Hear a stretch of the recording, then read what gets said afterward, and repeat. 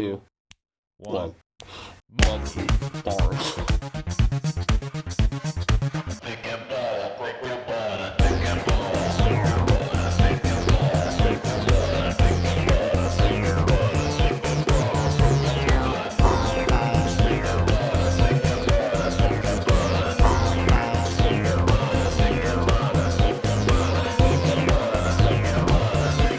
Hello, everybody. Welcome back to the Thicc Butter podcast. My name is Al, My name is Jesse, aka Thicc, and AKA Butter. and this is going to be a review slash, I guess, like discussion of something called Genius, JEENYUSHS, a Kanye Trilogy that is on Netflix right now.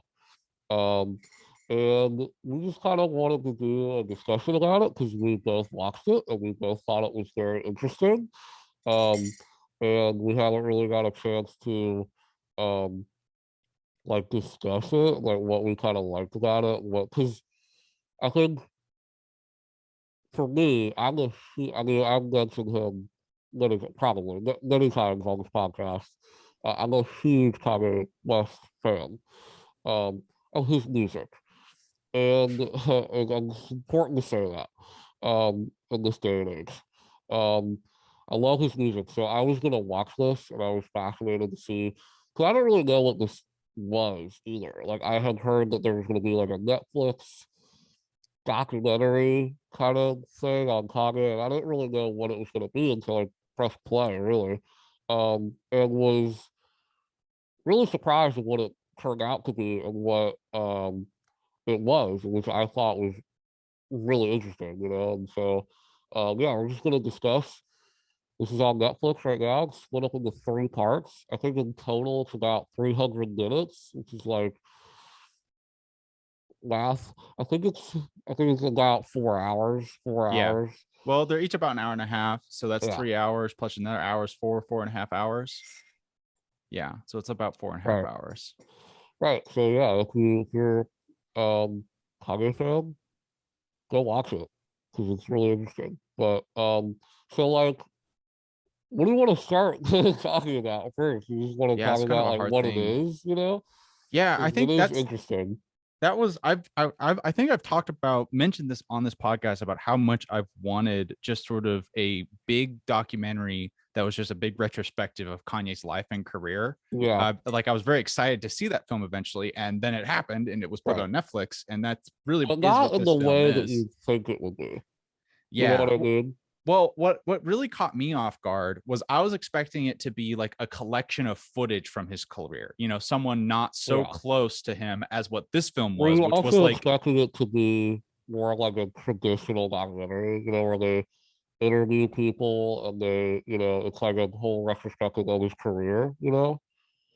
I wasn't Because that's what really, I was expecting. I I thought it wasn't, was going to be, I didn't have that expectation of this film, but I thought when yeah, a film like this was going to come out, that's what it would be. yeah, But I'm really glad it was not that. And it was right. And actually, that documentary will come out at some point, you know? yeah, it probably will. There'll probably be a lot of them. Yeah, But the thing that was really phenomenal, what is phenomenal and really blew my mind about this documentary is that it was his close friend Cootie yes, and yeah, Sheik who have filmed him yeah, for a fucking long time while through his rise to fame, and yeah. has just been sort of collecting this footage for like 20 years, which Mm-hmm. is I had that it just blew Yeah, my mind that no one has heard about this until, well, probably people probably right. knew, but like Yeah. I didn't know, like the common man didn't Oh, yeah, know of that there course was not. some Yeah, dude following Kanye around, which is just right. really impressive and amazing on a lot of levels. Yeah, and there's, you know, basically what this film does is it's split up in three parts, which I think is important. And they're split up into, like, I think purpose. They're called purpose, vision. Vision is the first one, and then Yeah, and purpose. then purpose, and then the third one's called, like, Awakening? Is that awakening, I awakening? think. Yeah, I think you're right. Okay. And I think that's important to me because the third part of it is definitely a different experience. And Mm-hmm. I think not bad at any stretch of the imagination. I think actually, I know that some people like, I know that from online chatter that some people were disappointed by the third episode. Mm-hmm. And I wasn't at all because I think there might have been a misunderstanding of what this is. And I think what you're describing it is perfect, is that this is Cooney primarily, who was, and this film does such a brilliant job of the way that it introduces itself, it actually introduces you to Cooney first, who he is. It's very video essay like. Mm-hmm. Video essay meaning like it's super personal. It's like the guy who filmed all this is editing this together and recording his voiceover over his experience with Kanye. And so this film like has this personal touch to it that I Yeah, it's think a really lot of intimate. documentaries about superstars like this don't have at all. I mean, like never, and that's not a bad thing at all. It's just a unique thing to this documentary is that you have all this amazing footage, primarily his come it starts in like 2001 and his come up into releasing the College Dropout, which is the first two parts. It basically chronicles him getting a record deal, recording the College Dropout, and releasing it.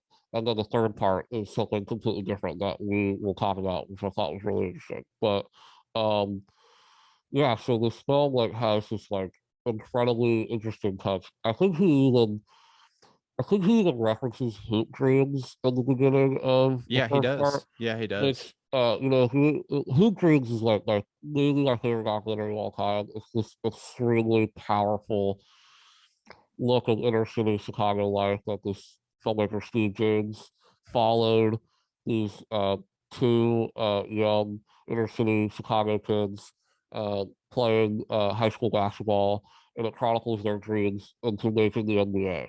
And it chronicles them for over, I think, 8 years, 10, I think close to 10 years. And so that's kind of where the similarities to Hoop Dreams kind of ends, because this is about a superstar that we all know, and we all know where his life goes, and so there's this really interesting feeling that I have as a major Kanye fan, you know, following his career since I was, like when the 808s Heartbreak came out, like 2008 or something, 2009. That's when I was like, okay, this is my guy. I would listen to Kanye. I mean, so much. I mean, there's so much. I'm gonna try to take like personal feelings like out of this film a little bit because I like the College Dropout might be my favorite album of all time. It's maybe my most listened to album of all time. And so, just seeing the album get made and this like Yeah. footage and stuff is priceless. It's priceless for like a huge fan of that album and the story behind it. This is basically what the documentary is. The first two parts is the story of that album. And listening to that album like after watching this makes it even better, which I didn't even really think was possible. But when you listen to that album, it's an amazing companion piece to this film. Um, and so that part of it was just incredible to me. Just being able to see this footage was amazing, and it also has this weird melancholy about it that really, really, really grabbed me and hit me about it. And that all kind of comes from the third part and how the documentary kind of ends in this pretty, I would argue, melancholic area because you guys are following Kanye is off his fucking rocker right now. I mean, literally off his rocker. Maybe the worst it's ever been. I would argue.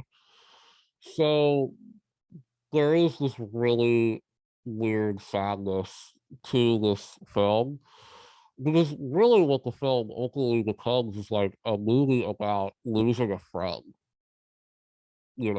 and that was something like really powerful, and that can just be powerful in like any like if it was someone that we don't know, like a hoop dream, for example, you know. But the fact that it's someone that has been in the public eye for so long and we know like so much about them, it just kind of hits a little differently, you know, and is Yeah, a it really does. fascinating documentary about um the a a larger than life person, you know, and I don't know if we'll ever see. I don't know. It's just I haven't seen There's tons of documentaries about Michael Jackson, all these like major because Kanye is on that level of a Michael Jackson. He 100% is. He is Oh yeah. a Renaissance man. Yeah. Um, and um, so there's so many documentaries about uh superstars like that. But this one is it's because it's so personal, and that's what makes it stand out. Is Cooney made it he edited it in a way, and it wasn't. He could have easily, with all this footage, he could have easily made that documentary where it was like, here's Kanye going into the studio to record, all falls down. You know what I mean? It's like, it's not that. It's very observatory, and it's more about the friendship that Cooney and Kanye had, and ultimately Cooney kind of rekindling his friendship with Kanye in the third part and kind of seeing it tear apart and kind of see what he's kind of turned into.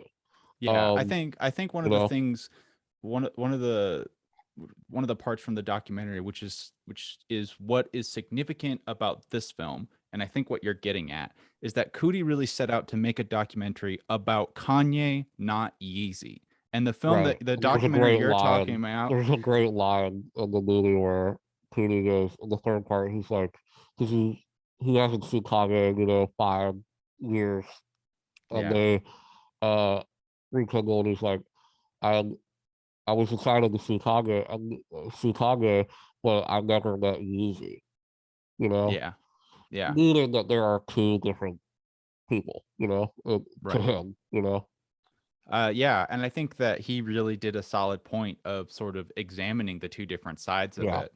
And that's the thing I found really the valuable piece, I think, on a more of like a cataloging historical level and significant, like examining a significant piece of our culture, talking about College yeah, Dropout, the album. yeah. The first couple of parts is a really significant contribution to be able to see that making Oh, of and yeah, kind of get that look is just you don't get that opportunity very much because no, when you're making something iconic that's revolutionary, you're not always going to you have to film everything to be able to yeah, catch those moments. So it's incredible to catch that on film. It's yeah. just That's like objectively incredible. there's so many moments in this. I was like a giant fan of his music that I mean, there's an early moment in the first fucking episode that blew my mind where he's living in New York. He's a producer, for Jay-Z, and he's throughout the film in like 2001. This is another thing about the documentary that's so crazy in relation to Kanye himself is the manifestation of like um like the confidence that he exuded at such a young age, but a really inspiring and cute confidence that honestly is I don't know why you would hate Kanye in 2005. He represented everything that was amazing about art, where it was like this guy who was nothing and worked his way and believed in himself so much, and his music was different. That's what makes him iconic. Is that no one was rapping the way he was. No one was he. There's a great scene that I was going to talk about where the first part where he talks about like he's like this is like 2001 or 2002, and he's like, yeah, I mean when I make my own album, I'm not going to because at the time it was the bling era of hip hop. So it was like Jay-Z, 50 Cent, these were like the big guys that were popular. And his whole philosophy was, I'm going to talk about what's going on in my life. If that's working for the Gap, and that's you know uh doing like I'm going to talk about what is personal to me. And I'm not going to talk about chains. I'm not going to put on any facade. Like, this is going to be me. I'm going to make my album the way that I want to make it. And then he plays for his friends, Jesus Walks. the beat to Jesus Walks. And everyone's one of the most iconic songs of the 2000s and one of the most iconic songs of all time. And to see moments like that where he had these beats and these song ideas for years before the album even came out, Yeah. saying that he worked on this album forever, and just like that moment when he's like plays the beat and all his friends are like, "That's awesome," like they're Yeah. all like, "What Yeah. the fuck?" Because it's when that song came out, nothing like that had ever come out, like a hip hop song that was like that. I mean, yeah, it's Jesus Walks. I don't have to talk more about it. It's Jesus Walks. um, and so there's so many amazing moments like that. Yeah. And there's only so many amazing moments of his. You see his resilience. You see how many times like he was, you know, uh, pushed to the wayside, and it's crazy to see like these moments of Kanye West walking into a room and no one paying attention to him. And that's super powerful. That's because sometimes you get caught up in like these people that are these giant superstars, and you kind of forget. And I think Kanye's even forgot this, that he was once, you know, someone who had nothing, and someone who was, uh, no one knew who he was, and it's just amazing to see that. You know, it's Yeah. really inspiring. Yeah, yeah. I think that's a really amazing part to be able to get like this X-ray vision of why College Dropout and Kanye became such the figurehead of Yeah, like pop music and that type of right. hip hop that he became. It just revealed something about how that happened Hmm. in a way I don't think a lot of things could have to such an effective degree. But that's only like one layer of it, it's a Yeah, really important layer of it. But the other big layer of it is like looking at Kanye's personality and both yeah, his yeah. relationship with Cootie and Right. also Kanye's evolution as Yeah, he goes through his right. career, and arguably his fall from grace, which Yeah, one of the things I thought was really interesting about watching this too is that I love Kanye's music, but I was never I got into him after he became a rather yeah, unpleasant public person. yeah, So I yeah, never got into him as a person. I only got yeah, into his music. But this was a really interesting experience to me because of how first of all, the early Kanye, you're right, is he's irresistible. He's so yeah. You charming, can't he's not so like him. Yeah, likable. yeah, He's an amazing guy. He's an yeah. amazing guy. And the thing that I thought was phenomenal is like, man, how is he going to become so unlikable in the end? And by the end, I actually don't think he did. That's what I thought was Yeah. so Oh, amazing. you mean Like, like he didn't become unlikable?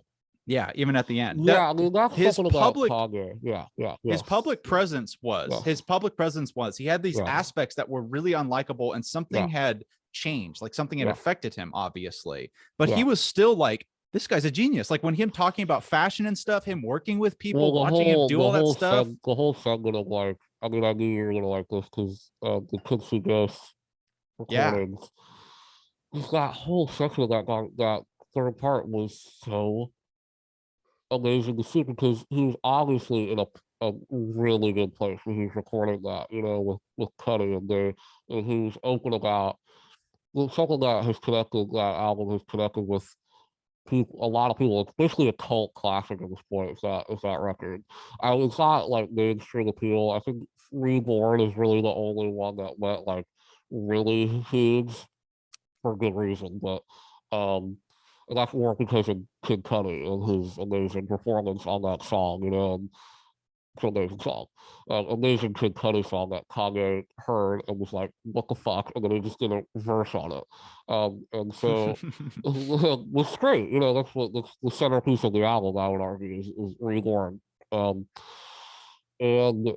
but like even in that like short thing where you see those sessions, they were in such a good place where they wanted to talk about the mental health, and they talk about how Kanye, had that horrible meltdown. I remember all that when the St. Pablo tour, where he basically, had a major meltdown, got hospitalized.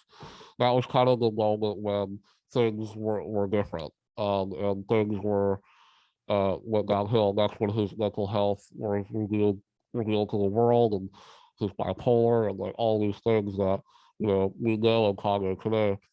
And like it's interesting that you say that because like that's kind of the melancholic thing to me about it is like you watch because of the way that this is filmed and the way of it's documentary, so the way of the fly on the wall type thing. And we see his relationships that he had with his mother and previous two parts, and you see, I think the saddest. I mean, him running for president was like the biggest low point to me in like his whole career. Not just Yeah. because I think like it was not just saying that I don't know. It was just so misguided and so it seemed like he didn't even know why he was doing it. And put so much work and like pointless work and like all these yes men. There's this great moment in the documentary when Putin's like filming him just going on like this insanely nonsensical rant, during this presidential meeting or whatever that they're having, and he just stops filming, and it's Oh just yeah, like, was that was like when they were like in that and house, like yeah, looking and into the the yeah, onto I the forget where beach? they were, but It was like the Hawaii maybe, or Bahamas yeah, or Bahamas, but Bahamas. yeah, and that moment after that, it's just like Peter's like, this is really sad moment where he's looking into the camera and he's like crying, and he's like, Kanye's going through something right now, and like we're just here to help him, and like it's just sad, and it's just like because you really also see like how his mother really grounded him, Yeah. and especially in those early interviews and those early footage of him and his mom talking. It's like heartbreak. It's like it's as a major fan, I know the effect that that had on him, and Yeah. it's. I mean, his last album was called Donda, and his album Donda 2, it's like it's still obviously a major point for him, losing his mother. Yeah, I And thought it was a significant point in the documentary, which was this was like the thing that was foreshadowing yeah, his mental break was that it yeah, was this extreme long shot of him on stage talking about like it was right after Donda died, and yeah. he was Oh, saying yeah. like people should tell me to go home and rest, but go home to what? Which was just like this emphasis that was Oh, yeah, almost like yeah, it almost seemed like Kanye was doing everything for yeah, Donda. Like his yeah, whole yes, life was Donda. yes. And when she was gone, it was like he forgot what he was doing. It's like he And just like that's got one thing, spiraled out of control. to see that and hear that, but when you see Donda as a person and you Yeah. see the effect that she had on Kanye, it's just like oh, like I see totally. You can even see it her grounding him, because he has obviously these crazy ideas of grandeur and he's bipolar, and so he has these ideas that like, I'm gonna be president, and things like that. And without a mother, his mother, who was literally throughout his life was the person to pull him back to earth, And you're so right. I mean, that's one of those haunting shots in the whole thing when he was Yeah. on stage and he's go home to what, Yeah. It's like And and uh, another thing about that with also his mom dying coupling with his actually achieving fame, I think was really bad for Kanye yeah, because Kanye is yes. obviously the kinds of guy who likes to work to get something. He likes to be Well, competitive. arguably after his mother died, so the greatest artistic achievements in his whole career happened, Yeah. So Yeah, but like he had no competition anymore. He wasn't yeah, fighting anybody. He was at the top and he yeah. was making things better than anybody else. Well, And to a certain degree, not only that, it's like he was pushing. He'd say like his those first three albums are amazing, but they were very in line with hip hop and like old school hip hop, and obviously late registration bringing in like these John Bellion and like the orchestration aspect of that record, and graduation being more like made for stadiums, like synths, and that was yeah. pretty. But like when 808s and Heartbreak came out, that arguably is maybe the most impactful album to come out in the last 20 years because when that album came out, it was very polarizing. People didn't know what to think of it. And because that's the, he auto tune, was something that was used by him, but not nearly as much as prevalent as on that album. And he's not rapping on "808s and Heartbeats." It's all singing, it's all melodic, and that was the idea behind it. And what's crazy is when you hear that's the fucking music you hear today. That's the Yeah. top shit. They're all the top. The Weeknd, Drake, all of these people, Travis Scott, all of them say "808s and Heartbreak" is like the album that made me want to do what I do. Because Drake, like, famously has got a record being like, "Intellectual Heartbreak" made me think that I can rap and sing. And that's his whole MO. And Yeah. so, and Jesus, again, which I remember when I first heard it, did not like it. Was like, what the hell is this? And as the years gone by, I have grown to I appreciate that album so much. It's actually one of my favorite Kanye albums, and I actually think that that album was way ahead of its time. And there's a lot of I don't want to get into all his albums, but there's a lot of Right. criticisms of music that I strongly disagree with. I have actually very strong opinions on music, and there's a lot of comparisons like Death Grips and stuff like that I think is now just stupid and is really dumb. But I think they're completely different artists and it shows. But um but it's interesting, yeah, like after like and Dark Twisted Fantasy, obviously, which is like, regarded as maybe the greatest hip hop album ever recorded by a lot of people. Not me, but I love it, obviously. I think it's overrated. I think it's kind of overrated. Um, but it's amazing. I mean, overrated in the sense of literally people call it like the greatest album ever made. Like I'm not Yeah. even kidding. Like so it's not that, but it is very good. Um, and so yeah, I love that showing that. I was a little worried that they wouldn't. They're maybe too scared to like show the Donda aspect and show that how much of an impact that had on him. But it's undeniable. You can't hide away from that. Yeah. Um, Yeah. and yeah, that was just devastating to see. Yeah, and I think what you're just saying, like by talking through his albums a little bit, is really good example, and also kind of gets at this other bizarre irony about Kanye as a person, as an artist, is that Kanye is without a doubt, no matter how much you like it or not, a visionary and a genius. I think that's Yeah, something that he has earned that credit at this point. But this 100%. He thing, earned it. He why? earned it when graduation came out. Yeah, yeah, and I Like think, after yeah, that right. album, it was like no one has that 3 album run. No one's even rivaled it in Yeah. music, in my opinion. And I Since think then, and I think that it's really appropriate to name this documentary Genius because it is an hmm examination of that. Also, using the way it's pronounced is yeah, it's just a very good name for this yeah, documentary yeah, because it's examining what genius means and not just like because it's not just like praising Kanye for being a genius. yeah, It's examining this complicated and the right, badness of yeah, being a genius yeah, because there's this the other another really strong moment in the scene is after Kanye sort of made it. He got college yeah, dropout and he was talking to people and he was kind of toying with the idea of kind of calling himself a genius. And this guy was like, yeah, "Watch yourself. People call you a genius. You don't get to call yourself a right, genius." And that I think is one of the things that really after he lost the stability of Danya, he actually got the fame. It all went to his head. I think that's like the nuke, the Kanye that he's yeah, struggling with right now is this yeah, self-proclaimed genius. It's like, I did this. It was me. And right, it's like, no, you did something and the people gave it right. back to Which you. is super like interesting, right? Because that's kind of that mentality is what got him here in the first Yeah, place. Where that's the interesting conundrum to this whole his whole exactly. existence.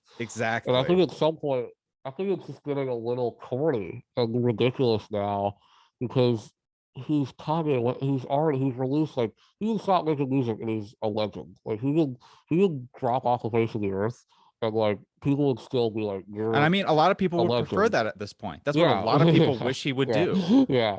And so and but part of me is like, if he were to like still release music and still, and I like Gongo. I thought Gongo was quite good. And so like, I think he's really the only misstep in my opinion is Jesus' King. I think that was just a completely miscalculated. I mean, we could call that whole thing. His relationship with Christianity, I think, is the weirdest thing about him, especially when he's doing now. It almost just makes no sense.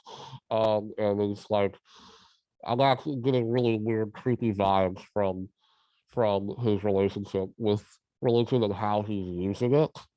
Uh, Yeah. Almost to do certain things and do things that he knows that are fucking stupid, and he's like, God told me to do this. Like, what do you stop?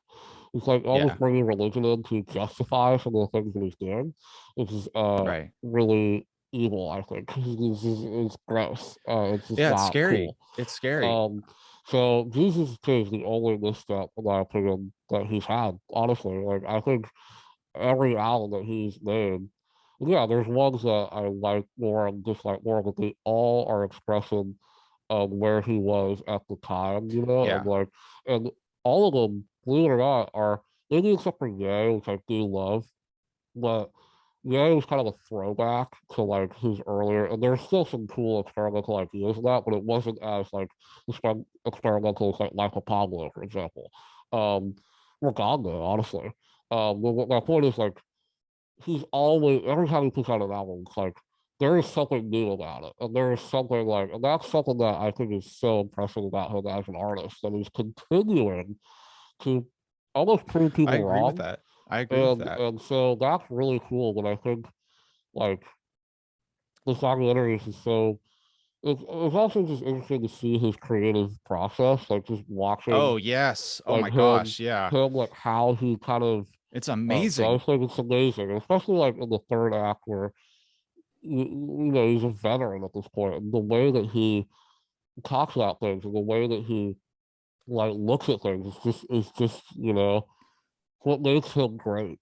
You Yeah, know? and it's a you talking about those albums again. It's the fact that this documentary is really strong fucking proof that Kanye has mastered the craft of making Oh music. yeah. He is Oh a yeah. master of that. Yeah. But the problem is that in hand of becoming this legendary master who can still make incredible music, I agree. He Yeah. hasn't deteriorated in his No. music making. I No. don't think he has almost at all. No. It's just what has happened is kind of similar to the Jim Carrey's effect where he has like it's like a destruction of identity. It's like Yeah. Kanye like kind of got destroyed and got Yeah. taken up by this Yeezus personality, Yeah. which Right. what I think is really interesting is that you see certain people like Donald Trump, who Yeah. is really authentically a fucking pile of shit, Yeah. right? Right. And then Kanye has almost developed this way where like his outward persona of interacting with people is all he has left because Yeah. the Kanye of who he actually is, he Right. like doesn't he believes it's like he believes the persona is more who he is, Yeah. but it's not his authentic self. And you can still see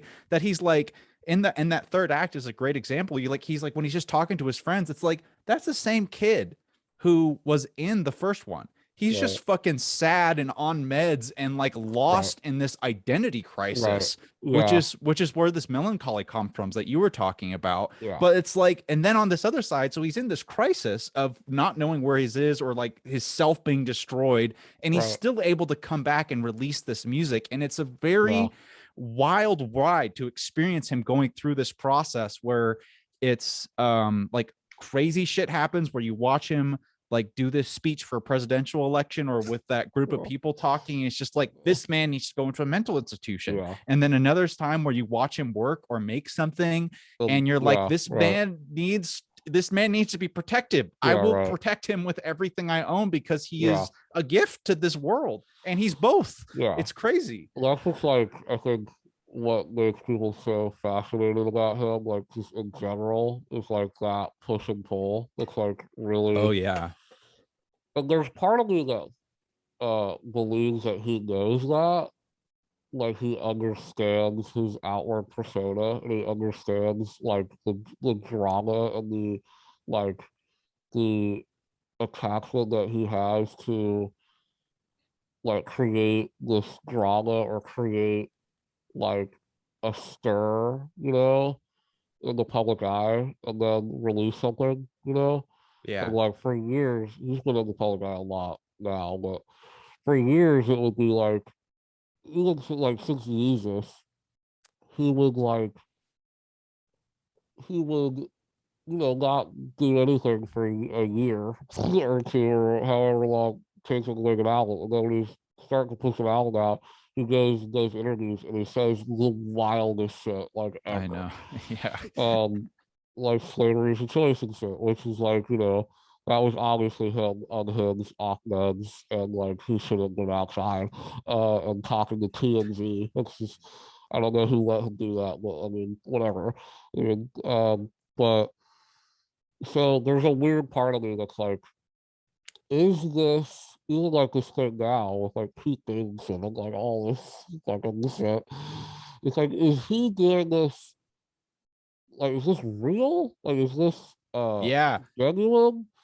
And I think he is such a I don't know. There's part of me that believes that he knows what he's doing and he Yeah. understands what he's doing. He understands the relationship he has with like the outside world and like his fans and like the media and shit like that.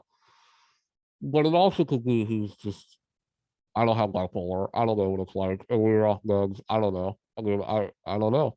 So Yeah. I What, mean, how, so this is I think this is a really interesting perspective because it's kind of along the lines of like, is this just a brilliant marketing scheme because it's effective, it's right. working, and is this something he's doing intentionally? I think it's not. And I think Yeah. what's happening is I think his bad behavior is being rewarded. So he's continuing to do this Yeah, stuff yeah, yeah. over Could and be over very again true as well. because Kanye's good Yeah. at identifying Which patterns is that kind of the work. same thing as well, right? Where Yeah. maybe this bad behavior, he's seeing the the exposure and the popularity he's getting from it, so he continues to do it. Right. And Yeah. Kanye learns from failures, but he has to learn from Yeah. public failures. He has to learn when something Yeah. doesn't work. But Yeah. when something bad does work, he might do the bad thing again, which Yeah. he has clearly That's a done very good over and point. over. Yeah, it's Um very and strange. and I think this documentary was a good look into it because I felt like I saw the deterioration, which Yeah. in this example of what you were talking about is in the first two movies, Kanye is an unbelievable public speaker. Yeah. He is the most charismatic. Like when he's Right. talking about stuff like that first MTV like thing, you're like, Oh, this man's incredible. gonna Yeah. change the world. Yeah. You saw Yeah. he is gonna change the world. It's like Right. Abraham Lincoln giving his Right. address, right? That's what it And felt like. also, there's this great. What's also sad sometimes I think is that people forget. Those early albums that like he is an amazing rapper. He was a poet. Back in the day, and Yeah, he was like yeah. someone that was you know a rapper that makes a lot of appearances in the documentary. Most stuff. He's one of my favorite rappers. Yasin Day, as he's referred to now, but most stuff. Him and Kanye are very similar in the way that they rhyme and the way of what they talk about. And Kanye was, he just had this, it's the Kanye flow, man. The way that he would say things and word things and say them in this College Dropout is just amazing. You just listen to that and you just hear how incredible the rapper is. It's not like he's this lyrical. He's not Nas, which I fucking love Nas, but Nas has this way of, or Common, and this way of you know, almost speaking of like abstraction in a way, and like these really complicated rhyme schemes and things like that, which is incredible. Kanye found this amazing niche in simplicity, and in the Mhm. simplicity, but uh, a lot of these songs like "Hey Mama" or "Through the Wire" or "Two Words," like they're extremely poetic songs. Yeah. But it's the way that he said it. It's the way that he injected his original awesome sense of humor. He was unlike any rapper ever. The way that he just didn't give a fuck. I mean, he has this song called "The New Workout" playing on College Dropout, which is one of my favorite songs on the album, and it's ridiculous. It's so fun and over the top and silly, and that's who he was. Yeah. When you saw in those two films, it's like no record label. If Jay-Z made that song, like you bet your ass, like fucking Dave Nash or whatever, will be like, we're not putting this on your album, dude. This Yeah. is like, I like this, but this is ridiculous. This is so corny. And Kanye just didn't care. He had a vision and he followed through with that. And you see that in this documentary and him rapping for other people and Jay-Z and Mos Def, and they see the brilliance in him. And uh there's this great moment where he goes and does like this open mic, this like poetry it was before College Dropout. It was like this poetry. It was like an MTV poetry thing, and he does like basically slam poetry, and he goes up and he basically does a verse, from I forget what song it was, Was but it Self-Conscious? He did that a lot. so subconscious. Yeah, it was. Oh my god. Oh, All Falls Down. It's the first Oh yeah. verse from All Falls Down. So he would do that. He did that in front of, as poetry. He literally said it as poetry, and people, were like, "Wow, that was amazing." And just hearing it, I know that verse by heart because I fucking, I love that song. And but like him reading it like it's like a poem and slam poetry, it hits different, and you realize like, yeah, there's a lot to like what he's saying, and that's kind of been lost now. He's not as interested in the rapper now. It's more about Yeah, like that's the true. soundscapes and more about the feelings that his albums get because he's Kanye now. So he's this there's nothing to really rap about. And when he does rap about, it's like Kim or it's, people don't take this seriously in the fashion industry. It's like, dude, no one fucking cares. That's Yeah. why Ye was so great because it was and Quincy Ghost because it was a look at his mental health and he was willing to talk about like I thought about killing you, and these deep dark things that he was thinking at the time. And that's the thing I thought was so interesting about that last part, because to a certain degree I think it's like he's famous, he doesn't have as much to talk about, like not as Yeah, much of the charisma, but like looking at him talk, he just doesn't have his grip on words as much yeah, anymore. He can't right. articulate his thoughts in the And way that that might, he I mean, used to. that might be his spiraling mental. Uh, And I've uh wondered, what, like looking at that, it looks like some of the moments are just like, it looks like he's just drugged out of his yeah, mind on yeah, meds. It's yeah, just like, it looks like he just can't, he's just fuzzy. He just yeah, seems so fuzzy. right. And then other times, like, and which is such a sad thing about like something like bipolar and these really intense medicines, is that when you're on meds, you lose yourself, you're dampened, you're Yeah, blocked from it. And then when you're off your meds, you have no control of yourself, you're yeah, like flying all over the place like a crazy man. yeah, And there's no center, there's no in between of that. It's either yeah. like dark, blurry, everything, you can't really see things right, you can't say things quite right, or everything comes out in Mm-hmm. all directions. And that instability and stuff is really interesting. And I also find it interesting that he really seems to have the most stability when he was making his music, Right. working on music, working on Yeah. something. It's like that's when he could talk again. That's when Right. he could say these amazing Yeah. things again. I Right. really thought that was really interesting about that fashion thing at the Mm-hmm. last part, because I never thought anything of his fashion. I totally changed my Oh, mind dude, about that, it's a empire. Yeah. because it's another revolutionary thing. And I thought it was just like, oh, I'm famous, so I'm just going to do this. Mm-mm. And like looking at like him choosing and him talking about that, it was Yeah. like I was like, I'm not a shoe guy, I don't really care that much about fashion. And I was like Yeah. drawn into that, and I Right. thought that was something that was really fascinating about how, you're right, I think it's a good key thing about his new stuff now, which is his new stuff is his music is still really good, Yeah. but his rapping, like It's, Chick-fil-A, it's off and on. Yeah. Yeah. Right. Yeah. It's it's like, off and on. where, how can this happen? It's so Because you get a crazy. song on like there's some songs on Donda where I thought were really powerful, like Jesus Lord. I thought he was really revealing and great on that song. Hurricane, this is the hit from Donda. Thought his verse on that was great. Like he's off and on. It's not like and not every artist is gonna not every verse you're gonna write is gonna be a stroke of genius like it was on College Dropout, but he also like took years and years and years and years to write College Dropout. He Yeah. had those verses in his head for. There's a moment where he says "Hey Mama" to his mom, was almost made me cry. Yeah. To that, like before the song came out, so he had this song, like already made, years before he even put it out, to the world. So it's like Yeah. he, I don't know, and even like graduation is like he's still. There are great iconic verses from that album, but it's more um purposefully. It was more like easier to digest, because his idea was he was going to make this album for stadiums, and it's amazing. It's an incredible album, but it is different than the first two because it's more like simplicity in the songs. You know, that's he went in knowing that. So, but yeah, it's interesting. You know, Yeah. I I love still Kanye West's music a lot because it's really he has such an interesting career when it comes to albums and shit. Because it's crazy. Yeah, because well, I mean, he just everything he's done, his whole career is just filled with not just twists and turns in his own personal life, but just affecting the world in these Yeah, dramatic ways that are both positive and yeah. not so positive in a lot of ways. I know. There's so many moments in the first two episodes though that I kind of want to talk about because like there's so Yeah. many amazing shit in it. There's like I mean one of the most like mind-blowing things.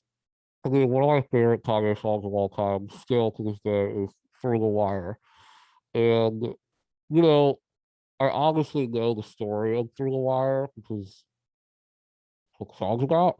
So I know, and there's so many. I didn't know the story. I thought that was Really? crazy. I had no idea. Yeah. No, yeah. I mean, I'd that's never heard kind it of what before. made him famous was Through the Wire and that the idea of that song.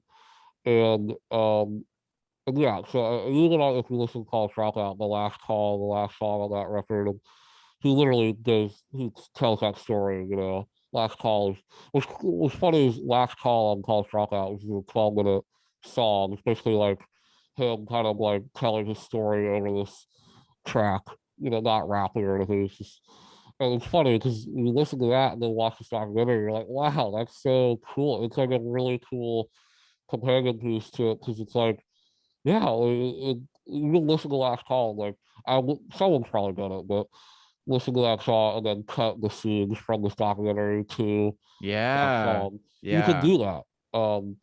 And That's pretty but crazy.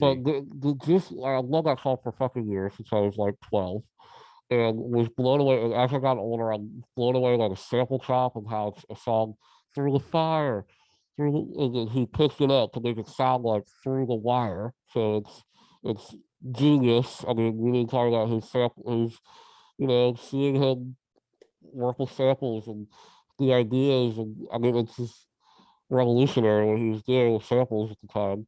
But that's just one example of a stroke of genius that people would not think to do. You know, through the white, picks it up and it literally sounds like I thought for years that she was saying through the wire, through That's the what I thought wire. too. When if you listen to the original sample, it's through the fire, through the wind. So it's but when he pushed it up, it made it sound like that. And there's this really weird thing where when he's saying like, you know, he's obviously saying through the wire, and but it's almost like mind control in a weird way, where it tricks yourself to think it's amazing, it's incredible. Yeah. But what's amazing is like you see that story like unfold in front of you, like on film, which is unbelievable. And that's kind of the point that I was making with that album, watching this, listening to that album. It feels like alive because you just know the stories and you know these songs and how that you Yeah. even see like Yeah. them recording shit and shit like that. Like and that was just such an amazing part to me is literally seeing him and like he just got a record deal and he got in that car crash famously and like you know it was like there's so many great scenes where he goes to the dentist and he's like and the dentist is like oh yeah you're not going to be able to rap like you can't Yeah. and he's like Yeah. I got a video shooting Yeah. for and like he was so resilient. That's why that song is so fucking powerful even not knowing the like even not even uh like seeing the footage, it's like him talking about, I got my fucking mouth shut. Why, he says it in the song. He's literally like, my mouth is wired shut, man. And you can literally hear him rapping through the wire, through his, and Yeah. it's just the song's amazing. This just makes it better. So I love moments like that, that just really enhance that. And there's this another thing, there's so many moments. There's another moment that I just love, and it made me. like just back what you're saying. It's like Kanye in his humble days, he had these retainers, and there's this moment where he gets Scarface to come and do it. He's one of the greatest rappers of all time, and he's an iconic rapper. And he gets him to come in to maybe record a verse for his album, and he starts playing, Jesus Walks, and Scarface's like, damn, dude, this is crazy. And then he plays Family Business, which is one of my favorite songs on Paul Dropout as well. And like, you know, he's like, oh wow, and then he starts like kind of rapping or family, or Kanye's like, here, I'll show you how it goes, and he takes his retainer out and he puts it on the speaker, and Scarface, who's like, a gangster rap, he's like one of the most iconic gangster rap, and he's like, what is that? And he's like, oh, that's my retainers. And Yeah. there's just this incredible this documentary really does show you how different he was from he's basically, it's crazy to say it now, but he was the everyman. And there's so much him talking about it in the film too, and he's getting interviewed by the magazine where he talks, that's a great scene in the car when he's filming it and he's getting interviewed by the magazine, he's just going on and on about like I wasn't, I'm not a crook, I grew up, I have a different lifestyle than a lot of these rappers, and just because I'm not rapping about girls or guns or anything like that or violence, like I can still connect, and there's something still there, and he had that idea from day one, and so that is just such an amazing moment of seeing that with him taking out his containers Yeah. to rap to one of the most hardcore rappers of all time, and he's just like, who is this guy? Like it's funny, it's Yeah. funny, and it's also like really really insightful, to who he is as a person. Yeah, and that moment, reflecting on it, has this. I see it as having a significant importance to it now, because that was almost like a passing of the torch from that old way to accepting that, like, this Yeah, guy's good. He's what's next, I and it's also like, and love I'm them. cool with it. I love the moment too when they get out of the studio and Kanye's, like, Yeah, you just yeah, fucking, I just rapped the verse for Scarface, like that's yeah. crazy, and it's just so amazing to see those moments, that shared That's by Cooney and Kanye, and holy shit, like, what did we just do, man? This is crazy. I thought that was another I really like that about the documentary, because Kanye had real adversaries and real things he had to overcome, like Yeah, people, like the record deal not giving it to him, like giving him maybe the best anything. scene in the whole fucking thing. It's been talked Yeah, at nauseum. That's like the scene that everyone is talking about is when he goes to Rockefeller and and no one plays cares. plays All Falls Down, which became a giant massive fucking hit. No one cares. Yeah, it's But incredible. but what's fascinating is that you see all this rejection after rejection, but whenever he shows it to like this big name, like Pharrell, all these people, or Yeah, Scarface, all these I people love are that in there, moment too. like all Pharrell. these people who are in it and really big, or like even Jay-Z, they're like shook. They're like, oh my God. They Yeah, like right. they know, Yeah, because they're in it and they're right. making it, and they know already the Well, significance of this. it's undeniable. That's what's like so amazing about this is that he never should have been a rap. He didn't have the persona. He didn't fit anything of a rapper. And that, like, when he first came out, he basically created a subgenre for a little bit called backpack rap that came out, which is which he created because part of his like image when Paul Chapo, he would come on stage with a backpack on and Mhm. like a polo, and like it looks like he didn't dress, he didn't look anything like the top rappers at the time, And so he basically created this genre of rap where it's like basically the everyman. That's what it meant. It's backpack rapping. It's like, your average person rapping, was not the norm at the time. Yeah, yeah, yeah, yeah. Yeah, it really was an amazing thing to be able to see that. A lot of those early moments really felt like an opportunity to be like on set for Citizen Kane or something like that. Like I just Oh get to yeah, like absolutely, you dude. just get to like watch Orson Yeah. Welles like shoot us like any scene in And I Citizen guess Kane. we also, that kind of goes to a point that I want to make too about the film, the actual feeling of the film itself. Yeah. is it's very laid back and it's very except for the third part, which has this kind of sense of like urgency to it, where it's like wanting to figure out what's going on with him and like really get to the nitty gritty of like what's happening with him.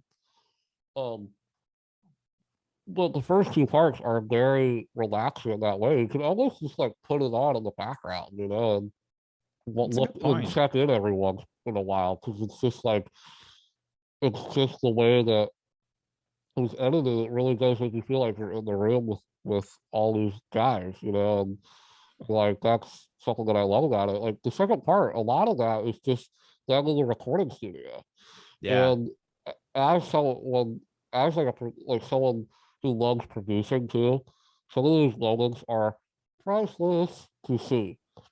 There's a moment that I absolutely just love, and I don't know if people really will pick up on this, but they're in the recording booth and he's recording the choir, I believe, for Through the Wire or Jesus Walk, one of those two. And they're recording it through the wire, through I love that moment. and there's a moment where they're singing and Kanye goes, "Hey, how about you do?" He talks to the tenors. He's like, "Hey, go like the harmonizing." He changes the melody. That's producing right there. That's the shit. Because he comes in and hears hears something, tweaks it a little bit, elevates it to a whole different level. And that's producing.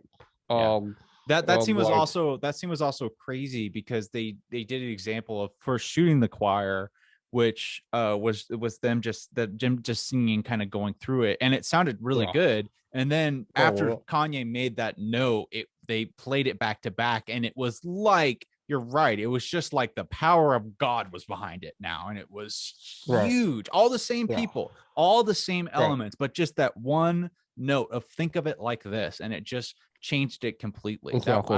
That was a cool moment to me too. Well, Really that kind of cool. was really because at that time, he's just that's what makes him an amazing producer and what made him successful in the first place is he talks about his first hit song "Ace to the Israel" with Jay-Z, Mm, phenomenal song, incredible song. I don't actually know Kanye produced that specific song. I know he produced a lot of that album. It's my favorite Jay-Z album, The Blueprint. Um, and like there's that moment when he's with Donda. This is crazy in the first part when they're and he tells the story and recording it with Jay Z. And even in that story, like when Jay Z said the chorus, Kanye's like, "That's it," that's yeah. it. And then Yeah. he helped added a few things like and help with the artist make the song that it is. That's what a producer is. Is they make the beat and then they work with the artist to make the best song possible. And like that's a prime example of that. And that working with someone like Jay-Z, who was the biggest rapper at the time, that's big balls, to even suggest like, hey, let's try this, like that just that confidence and that resilience that he had was what made him who he is, and you Right. see all that, which is just like, you can hear about it in books and you can hear about it from him himself, but actually seeing it, it just hits different, actually Yeah. seeing the footage of it, it's just Right. And it's unbelievable. and then the thing, the profound evidence of the footage is that, when you sort of talk about this, it can easily fall into the category of like saying, like, well, Kanye was just saying he was full of ideas and he just had yes Yeah, men around him going with it. But this was the kind of thing, because when you're sort of like producing or working on it, it's not concrete territory you're talking about. Making a hmm good song is a lot of times just being like, that feels like the way we should go, and then yeah, investigating right, that until you feel like you should go in a different direction. So you yeah, just kind of have to navigate this. And you could just and you this it was profound evidence that Kanye just had a sense for where to take things, how to yeah, make them. There's another moment at the end when he was like recording Kids See Ghosts or something, where like the producer, like Kanye did something, producer was like, dude, that yeah. you made the Oh yeah, song, he that like was did like it, a he like hummed or something. He like did like a melody or something. yeah. Yeah, It's a lot of times it's like this small shit, and the people are just like, that was Yeah. everything that you Right. just did right Right. there. And Right. Kanye was just like one of those guys that just Still is. had that, still is, yeah, Yeah. 100%, that can Yeah. just like ride that line of just finding the thing that is the song. It's I just mean, like, that's that's like it. one of the things about like so many of those albums. Like, I mean, My Beautiful Dark Twisted Fantasy, I guess, being like the big prime example of it is like I wish, like we would have. So when he recorded that album, he didn't allow any cameras or any distractions whatsoever when people were in the studio. And famously, he had everybody wear a suit who came to the studio, and everybody there in suits. And it's like creating a vibe. It's creating like a vibe and an atmosphere to let the music be the main focus and only the focus. Mhm. And just that hearing that story and that the recordings of that album, like really like yeah, like just gives you an insight into his creative process and how seriously he takes it, you know. And that album is ridiculously produced. Insanity. Maybe the best produced hip hop album ever created. Yeah. Without a doubt, you know. Uh and so but like so much work, time, effort, you know, and you can put all that work and time, but it's the ideas. And it's being able to catch those ideas and run through with it. The Runaway fucking song, you know? Yeah. Do, do, do, do. Just that amazing uh, you know, 4 or 5 note melody. Incredible, you know? Yeah. It's Yeah. Runaway, you know? And you know, it's incredible. Just like he just has this amazing ear for ideas, you know, and samples. I mean, the genius sampling that's on College Dropout is just unbelievable. I mean, if you look at all those samples, it's incredible what he did, you know, and like how he chopped a lot of those things up, and you know, it's one of those things that every time I look at it, I'm like, of course, you know, and you heard that song and what he looped and how he chopped it. It's like, of course you do that, you know, of course that's the way, you know, Yeah. and Yeah. so like it's just like Yeah. he just had this incredible ear for it, you know, and what's also cool is like about the documentary is that I'm a big fan of like not just Kanye but Chicago hip hop. Like Colin, I love Colin. No ID is an amazing producer. No ID is in the documentary. Kind of he was along with Kanye were like the big producers coming out of Chicago. They both have very similar styles. Um, Actually, there's this whole subplot, I guess you would say, in the first film where Kanye has like a kind of weird scuffle with this other Chicago artist who, like, I think it was like he stole like some beat from him or something, and like he made like a diss track about Kanye or something. And it's Yeah. also like really interesting to see stuff like that, like the underground Chicago scene, you know, and like seeing Kanye go on radio stations and things like that, and stand up for himself, which is, you know, a major, you know, thing, you know, that made him kind of iconic. Is that he wouldn't take shit from anybody, you know, to almost his fault. You know, he took a lot of issue with people saying things about him, and you know, took it to extremes and took it into his own hands, which is extremely admirable. You know, Yeah. something that a lot of people don't do.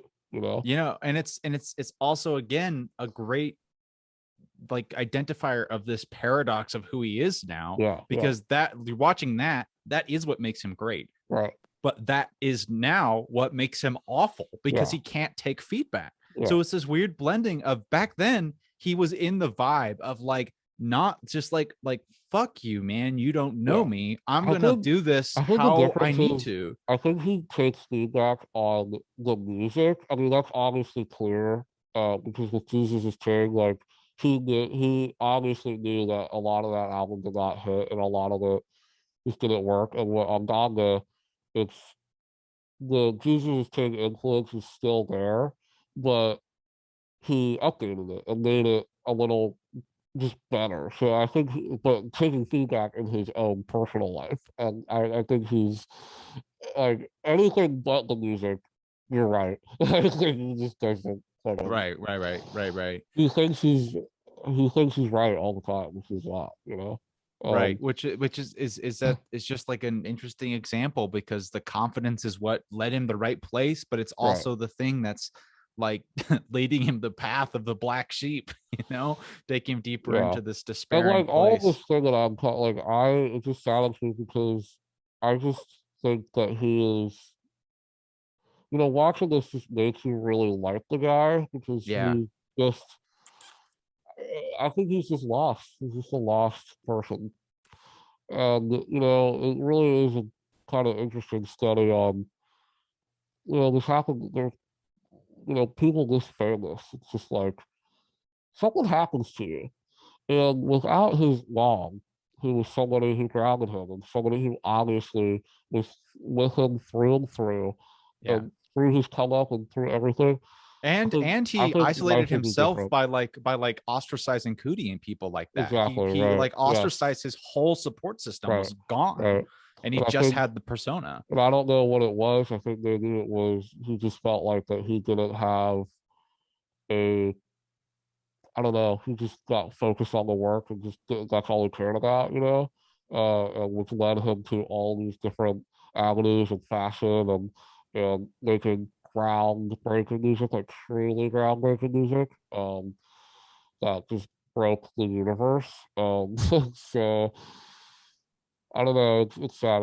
It's interesting. It's interesting to think about if Don was still here, like what he would be like. 'Cause I Yeah, really I do know. think it was. And also being married to a psycho like Kim Kardashian and the Kardashian family doesn't help either. Yeah. And that was kind of like something that they didn't really explore. But I mean, what do you explore about that? Yeah. Because when it was And made, I they were still married, but now they're not married. So Yeah, and just, I mean Cootie didn't have access to that. yeah, Like he yeah, talked yeah, about yeah, that. He just like it would have been something that I think Cootie would have really liked to examine and understand like yeah. why what is happening with this I mean, change I because think he is changing. they probably obviously love each other, but it was just like they had 4 kids together. But I mean, it was just like I don't know. It was like it seemed like a chase of like stardom almost. Like Yeah. it's almost like he wanted to transcend to superstardom, Yeah.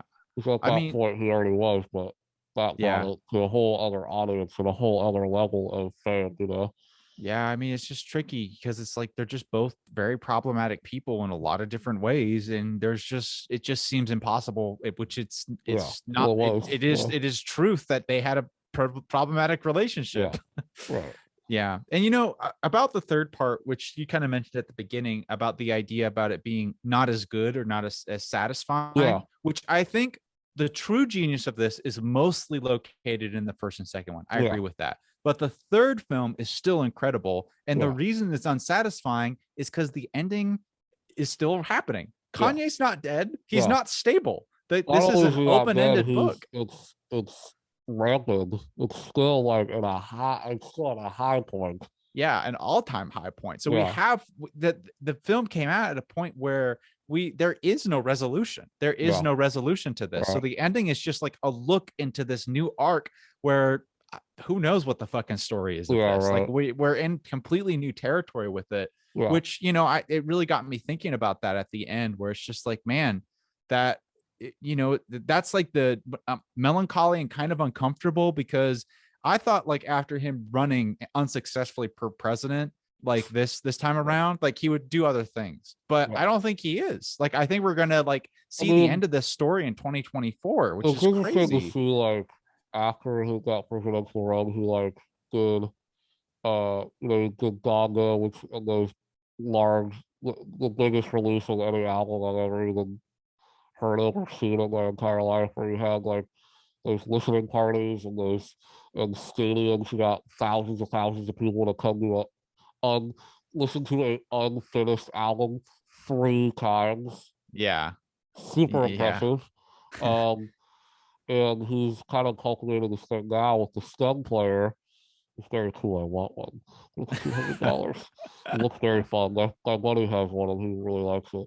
Um, and but like the whole Goggle 2 situation where he's only releasing it on the stem player and he's not releasing it on streaming services or anything like that, which is a pretty interesting idea. It kind of might create something where artists are, because he, has said, like, I think streaming services are horrible. I don't get any of the profits, which is a major problem of streaming services, on these things that they pay nothing to the artists that keep that platform afloat. So especially Spotify, which I think is more and more, it's just an evil company. The more and more I hear about them, they sound like pieces of garbage. Um, Glad I'm not subscribed to Spotify. Because I just, but I think what he's doing is interesting. I think he's still like making interesting moves. Just for me, as like a viewer of like what he's doing with the music, I don't fucking this whole peak thing. I don't give a fuck. I don't care. No one cares. Let me hear your music. I don't give a fuck about your fucking. I don't care. And it's just like there's just too much going on. It's just like, and it's coloring the music, which is like Yeah, really sad. that's the thing that's bad, right? Yeah, Is when that personal shit, what doesn't matter. It's just like, I mean, do what you want with your own right. time, right? Live your life however you want to. If you want to shit talk Pete Davidson, I don't recommend it, but you It's do kind of you, man.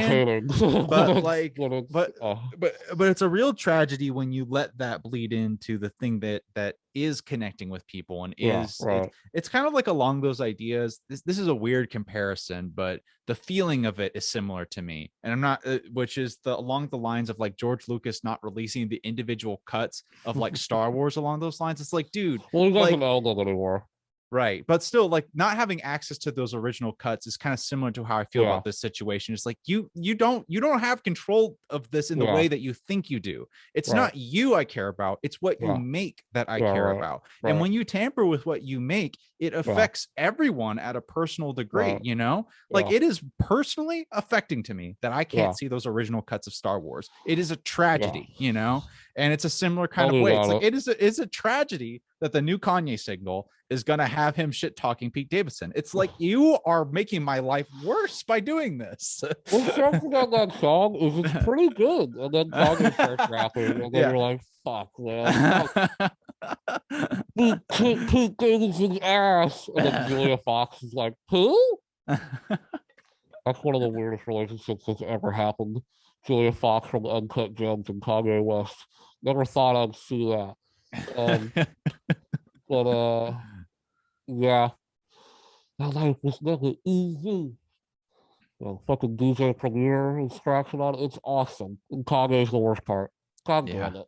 Yeah. Yeah, it's sad. But the thing is, he's already a legend. He's already he's already a legend. He's not gonna end in that way. He can just retire and he's already a legend. You don't have Yeah. to release any more music. And But the shitty I thing. I will listen to it if I have access to it. I'm not paying $200. I'm not paying $200 to listen to your album. That's most likely unfinished, from what I've heard. Uh, but I will listen to it when it's available because I like all your albums.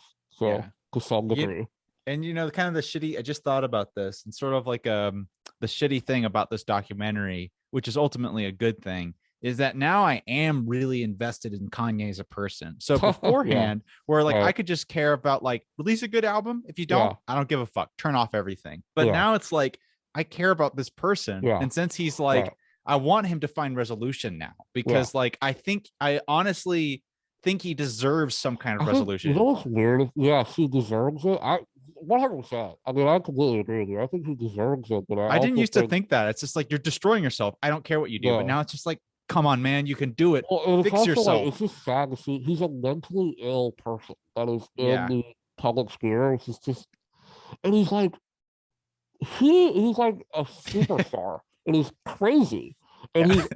he's openly crazy.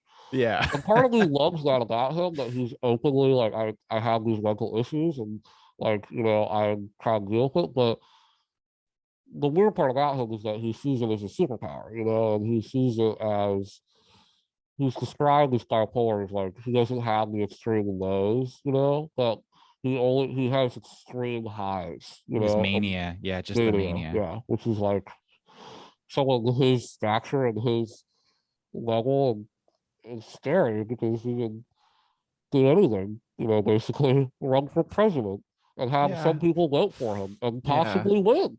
Um, so like that's a little disturbing.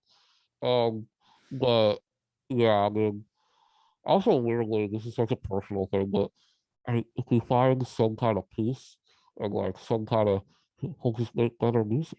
He'll just yeah, make really good music. Because sometimes it's just, especially with Gaga and like things like Easy or some of the songs that he's been releasing, it's like, why like, I don't care about your personal relationship with Kim Kardashian and Pete Davidson. Like, why the fuck would anyone care about this?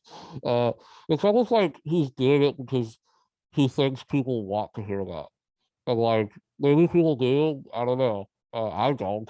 Uh, I mean, I love when he gets personal with music, but not about like tabloid shit, which is like yeah. what, you know, and like it's like that's all he's about now is tabloids Yeah. and rapping about it right Well, I now. think I'm I talking think about I Gaga, think but, not Kanye, Fantano was really interesting when he mm. was. I watched his review of Donda 2 on the stem player, Oh yeah, yeah, which was like all Fantano stuff, high quality, really insightful, yeah, good analysis. And I thought he made a really good point about talking about how, well, before, like, he was talking about how Kanye was saying all this shit that was happening in his personal life without doing any examination of himself, actually. And what sure. was so interesting about his music in the past is that it was all about his personal shit, but Yeah. he was doing that self-examination and Well, that's what's self-transformation. so great about like albums like Yay, for example. Yeah. And Yeah. and My Beautiful Dark Twisted Fantasy to a degree. Mm-hmm. My major complaint with that album is that it is, and I get it is the point of it, but it's all about his ego, all about his image, and things like that. And that album doesn't have enough like the best song of that album is Runaway for me, and still to this day because it's this incredibly poignant song about just giving up to the douchebags, just giving up to the assholes. I'm an asshole. I know it. I embrace it. I know who I am. This is just who I am. And there is something beautiful about that. It's accepting who you are. And it's accepting, let's run away together. I know I'm a piece of shit. I know I can be tough sometimes, but I'm trying, like I and I don't really get that much anymore, like what Yeah. Fantano's saying about Ganga too, And there's parts of Ganga that have that. Even like Ganga, which the album came out before, it's just like there are points on that record that are very introspective and very interesting to listen to. There's a track that he released later on the deluxe version, which is like 40 fucking songs, really. But it's called like Never Abandon Your Family. And it's like this really heart wrenching, really deeply sad song where he talks about getting a divorce and having to deal with, you know, their kids. Not, it's deeply. I understand why it wasn't on the album because it's pretty like it's not really a song for like a confessional almost. Yeah. Um, so I don't know. It's weird what I want, from him, and what I because now it's like the era of like the strongers and the power and like these anthems. I think is like gone. Like Hurricane was kind of like an anthem, um, but like he's like he hasn't had a big pop hit in a while since like Father Stretch My Hand from Life of Pablo. That was like his last like huge hit. And even on that song, he just I'm a blue. If I get bleach on, if the model's bleach from her asshole gets on my shirt, does that make me an asshole? It's just like that's horrible lyricism. But I love that song. It's great. But he's not really in that place anymore. This is like fuck. Yeah, yeah, I know, because he could get away with some, like, a lot of stupid stuff in the past, Yeah, because she's if there 100% was, stupid, but even like what it was humorous stuff. yeah, There's stuff on exactly. music that I think Santana, I think Santana for the Ages is like, I would love for him to re-review it because I don't really think it's a very good review. I think it's kind of dated, but because he makes a lot of comparisons to like Death Grips and a lot of like Death Grips comparisons to Jesus, which I'll admit I first did that when I listened to Death Grips and then listened to Jesus, but to me it's like I find that comparison just insanity. Now it's just that like Kanye, it's just that simple mindset of like punk style hip hop death grips. And it's like, no, there's a lot more to that than just that.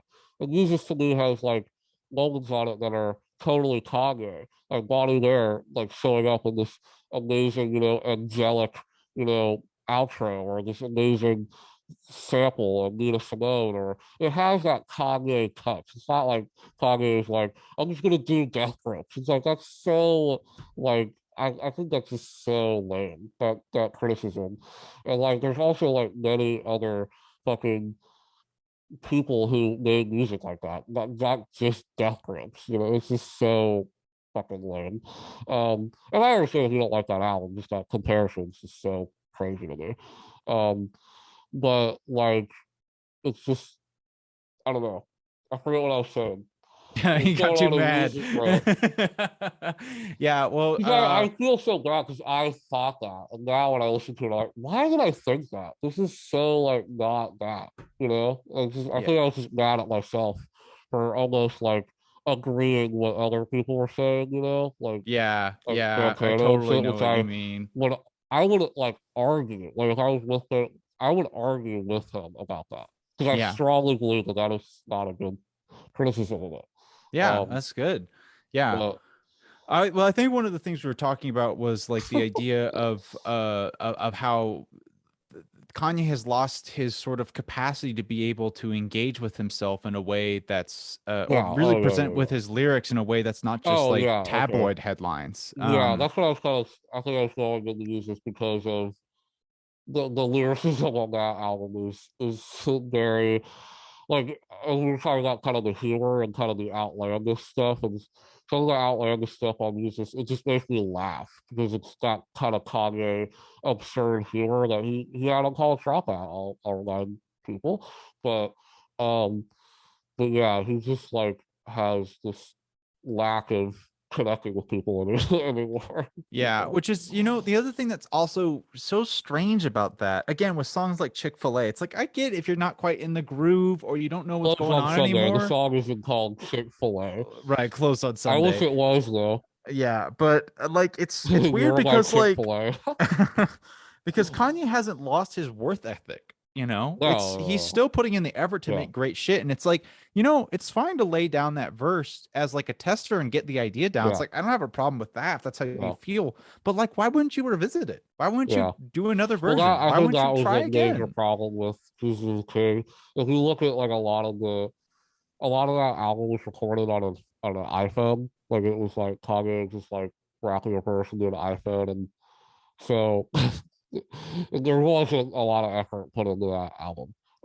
It seems like he just wanted to like put something out, and he was just, that's kind of what happened with that, I think. But yeah, because that Close on Sunday song,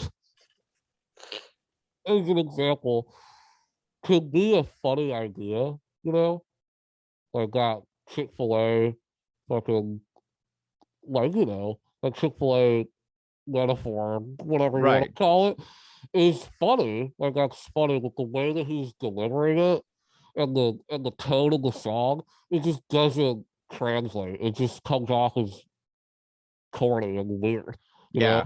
instead of like funny, Yeah.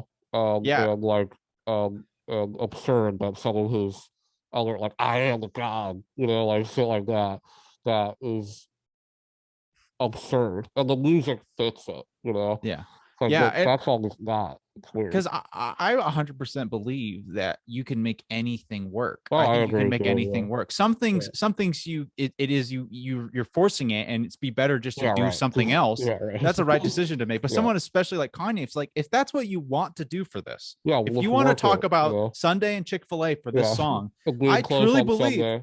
that you as Kanye West could make that work. So why Yeah, didn't you? Like, why didn't you make it work? I like don't understand. here's a good example. There's a song on Gaga that I like when I hear it on that album called "Lord I Know," and it's a song about it's a cute song about Kim. It's like a cute um relationship song, and he Yeah. makes a comparison where he's like, "You and I were the best thing since Taco Bell and since the best combination since Taco Bell and Pizza Hut or something," which is like ridiculous. But that's what I'm talking about. It's like that's that absurd, silly Kanye humor that Yeah. sometimes comes out, and like some people who are so-called hardcore rap fans look at that and roll their eyes, and it's just like I don't think you like that's part of his stick is that he will make jokes like that in his music ever since College Dropout, Yeah, um, yeah.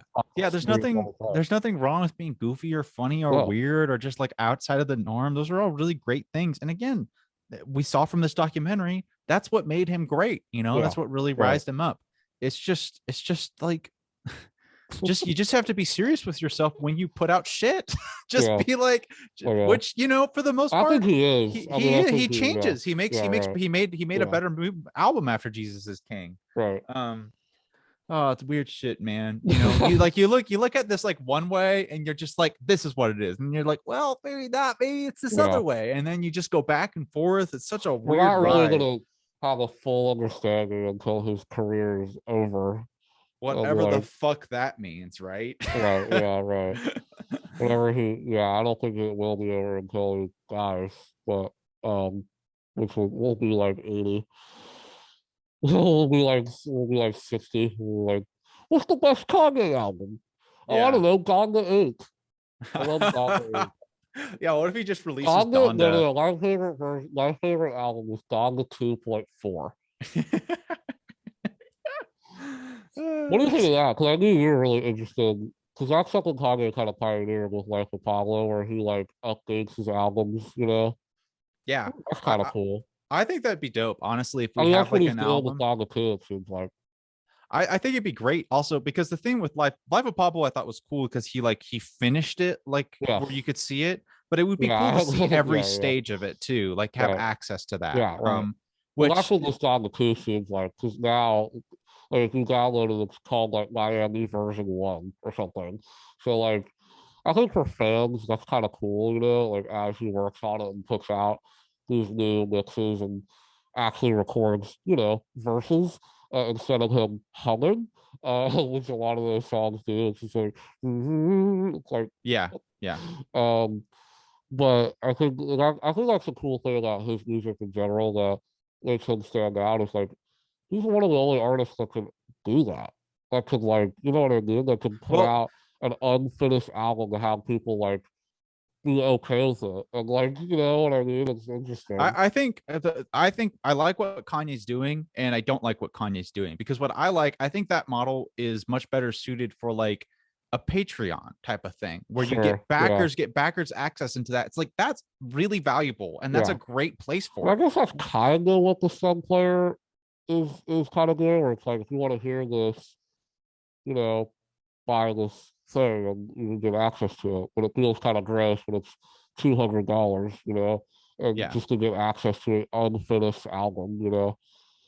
Yeah, I think I like the model more along the lines of like of sharing the process. I think is a beautiful, wonderful Sure. thing. But like putting a price tag on something, I don't know. It's like saying like here's my canvas. It's going to cost you Yeah. $10 to look at my blank canvas, and Right. my first stroke of paint is going to be an extra $5, and for Yeah. every stroke after that, $5 more. It's like, what? Yeah. Can't I just watch you paint? Or let me, and then it's just like I'll just see the finished Right. picture later or something. I'll Another pay like whatever you want. But another like idea behind like why I think it might be like kind of weird is like because when Life of Pablo came out, me and my friends were making fun of that. We were like, Yeah. what is this like what is this album? This is like so even when I was what, like 18, I was like, this sounds unfinished. Like it just does not sound good. Because it was coming off of Users, which is like one of the most like extravagant albums of his whole career, like production wise, crazy. So like I remember like not liking it or not really giving it a light of day when it first came out. Right. And then like because I didn't listen to it except for like some songs, I didn't, and I wasn't following his career that closely. Like I wasn't on Twitter like seeing because he was tweeting like I'm a fix wolves and shit like that. Uh, which is a meme in the Kanye community, but uh so like, but it wasn't until like years later I was like, oh, what's this Saint Pablo? Wait a minute, he added two more songs. Wait a minute, one sounds completely fucking different. It's like a different song. Um, and then I like really liked the album. And it like really grew on me. So like, there's a weird thing where it's like you might lose people if you do that, but you're gonna keep your hardcore fans, I guess, that are following your Yeah. every move, you know.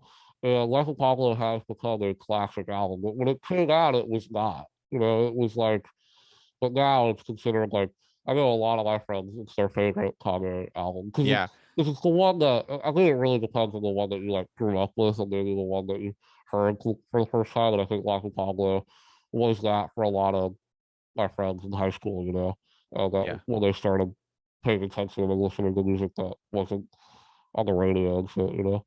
Yeah, and I will say that I think it's kind of scummy what he's doing right now, but the Yeah, fact of like sure. with Kanye, what like he's figuring something out, which I think is pretty Yeah, significant because I think what he's doing is the way that music should go. yeah, But he's just investigating how to do it. And yeah, Life right. of Pablo in a lot of ways was a failure, but really it was a success, It was because his idea ultimately worked. it was a major success because it was, I think at the time it was the most illegally, because it leaked, and it was the most like downloaded illegally downloaded thing of all time or something. Hmm. Like people were like, and that Gaga. was the well, that was also the first album in his career where he only put it on online. There's no physical versions of it. There's no that allowed him to do these Wow. edits to it, and it was just a different. I mean, it was 2016, so it was a different era. It was first when streaming started, you know, and like um, he was experimenting with that, and that was really interesting. But a lot of artists, I don't think, have even tried to do that because it is weird. You know, it's an unorthodox way of releasing an album and like doing that. But this is even weirder than that. You know, 'cause it's like, Yeah. I don't know if Kanye is going to break the mold because I don't know if he has the yeah, mental I wherewithal don't to know. stick with this, but I Yeah, think that someone's going to see this and they're going to do it, yeah, and they're going to be like, it was Kanye. Again, yeah, it's going to be right. like, it was Kanye, Yeah, And right. I think this moment has a lot of faults to it, but the way what he's working on is significant. Like you can just Yeah, because music is weird, because the stem player is already that's pretty cool, man. Yeah, That yeah. that And piece of equipment is really cool, and like allowing kind of like maybe some like people who don't make music or don't produce music, like that's a really interesting tool, you know, and a yeah, fun tool. It's more like a toy. My friend kind of describes it more as like a really cool toy. It's kind of more powerful than you think it would be, you know. yeah. Yeah, yeah. Yeah, I mean it's a cool thing. And I mean, I think music is gonna have to evolve. I mean, music and movies, both of them are Yeah, two things that are in a weird place right now because the old ways of doing it is just it's weird. It doesn't quite it's working fine, it's yeah, functioning, but there's something new's got to happen about it. Like how do we deal with this yeah. internet way? How do we get artists paid? Like what's the Yeah, way that not we're gonna do one this cent now? per play or half a cent or whatever it fucking is. Yeah, so I think Kanye's working on that in some way. Yeah, I don't know if he's necessarily thinking of it like that, but I think he's having that's having an effect on that, right. which I guess we kind of strayed from the documentary at this point, but Yeah, I mean, it's hard not it's to. all I about mean, Kanye. it's hard not to like. It's hard not to because there's so much going on with him right now. I mean, it's Yeah, like it's right. kind of batshit insane right now. So it's kind of hard to like this documentary came out at the weirdest. Like it came out this really great. I think really phenomenal. I mean, we talked about it a little bit. The really phenomenal documentary about this superstar and seeing his come up in a really interesting and unique way that we've never really seen before in music documentaries. And then now, which is like this completely manic Kanye West, who was actually, I think, doing some pretty dangerous things right now, uh, like sharing personal texts on his Instagram, like doxing people. It's not a good look right now, and like Yeah. it being released during this time was just really weird. So it's Yeah. hard not to like talk about it. Makes sense that it brought up, if we're Right. talking about Right. him as an artist. And the third part really is like, Here we are. what's happening? Yeah, like so Yeah. it's like, Yeah, it's so um, true. but I think to wrap up the film, so this Kanye fucking discussion, whatever this fucking thing was. Oh, I also wanted to ask you Oh yeah. if Okay. if um this is the last thing I'll say. Do Uh-huh. you think? Because I was watching this, trying to think like if you weren't a Kanye fan, like if you didn't know anything about Kanye West or didn't know and didn't like his music, or maybe just This is a didn't good listen to question. his music, would you even enjoy the documentary?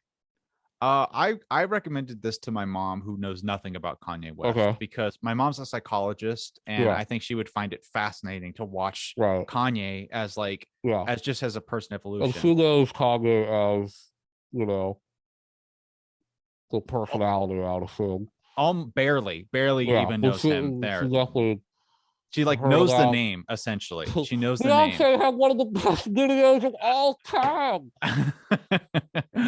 Yeah, so I did recommend, because and so that was kind of a case specific type of thing, so more Yeah. to like your general question of like, if you're not involved with Kanye, if you don't have that personal connection to College Dropout or his music, like what's in it for you. Yeah. And I think I would say that in addition to just having this archival footage of this really culturally significant moment in art, there is that underdog story that's incorporated Yeah, with I this. This agree with you. the classic underdog Yeah. rise to power and then fall, like Yeah. you lose your, so like there's that story, I think, would be compelling, Sure. and just like that story is compelling because it is one of the fundamental stories of Yeah. our existence. I think I So agree with you. I I think think it would lose a lot, though. I think it would lose a yeah, I mean, I lot. was gonna say, I think you're right that the story is universal, but I think the way that the film is told is kind of assuming that you know him, and knowing like his music and knowing, because there's never a moment where they're recording Get 'Em High, or they're recording Slow Jams. This is a great moment with Jamie Foxx, then recording that. That's again shows his producing brilliance. He tells Jamie Foxx like, "Hey, lower it down a little bit. Don't go too high. Just sing it normal. Just use your normal voice." And it was the There you right go. decision. Um, and so like I think yeah, you will lose a little bit if you don't know anything about, Yeah. especially the College Dropout. Um, and but I think I think it's still interesting. This might make you want to listen to Right. Kanye and listen to the College Dropout.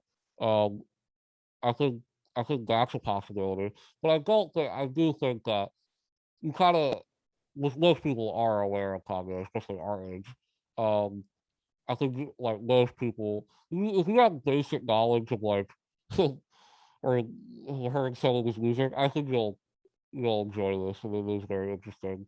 But Yeah. I feel like it is made for people who really want to get into the mindset of Kanye, Yeah. which Yeah. um was obviously the most interesting thing about it, Yeah, I think you could. So, I could see it. If I could see that you could lose about maybe 25 up to 25 to yeah, 30% of the splendor of this film right, if you're kind of going completely cold. But I think I would argue that the majority of the glory of this film yeah, would be withstanded no I think matter so, how yeah, you come into this, yeah, what you know about Kanye. right, I think the majority of it would yeah. be I there. think the third part will be a little like interesting, Like, a what's little, happening? yeah, right. Yeah, I I mean, they agree. do show I a lot of agree. these things, these moments that do happen, but it's like I was there. I remember fucking like it was yesterday when Kanye went on stage and like interrupted Taylor Swift and all that. So I remember like it was yesterday.